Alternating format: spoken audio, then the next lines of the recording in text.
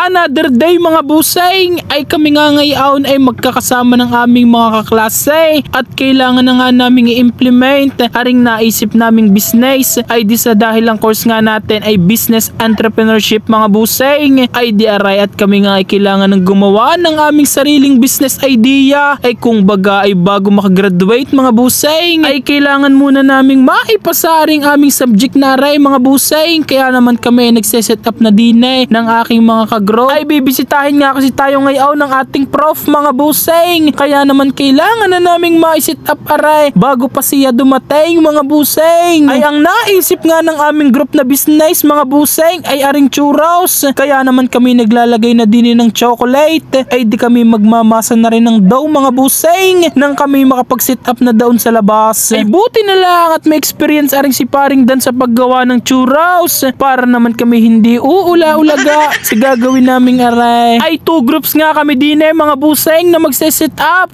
para naman hindi na mahirapan yung aming teacher yan nga yung churros mga busing ang pagkalupit pala niyan mga busing ay talaga namang nagkaroon ako ng idea sa gardening business pwede nga naman natin aring gawin kapag tayo ay nakagraduate na mga busing ay yang sa isang group na iyan ay fruit soda na pinangungunahan ni paring Brian ay nakakatuwa si paring Brian at hindi lang pala panchichiks ang alam ay may alam din palang business mga busing ay di yan nga mga busing at tari all set na ay naghihintay na lang kami ng customer ay di iyon at kami magpiprito muna din ng churros bali yan ay tinapay mga busing na may asukal na may sawsawa ng chocolate ay tuong pagkakasarap naman mga busing ay di yun nga at nagkaroon na kami ng first customer kaya naman kami hasing-hasing ngayon mga busing ay buti na lang at dumaan na rin si busing na nagustuhan ata yung ating setup din at minsan lang daw magkaroon ng garne din sa lugar na aray ay di after po ng ilang minuto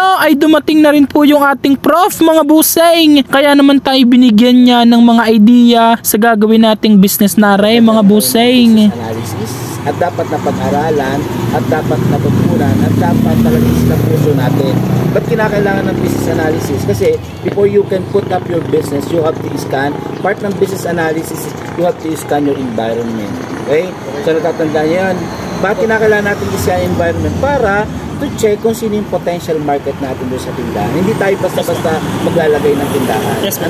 Una natin tingnan, sino ba yung potential market natin? Okay? So yun ang number 1, nako-cover ng business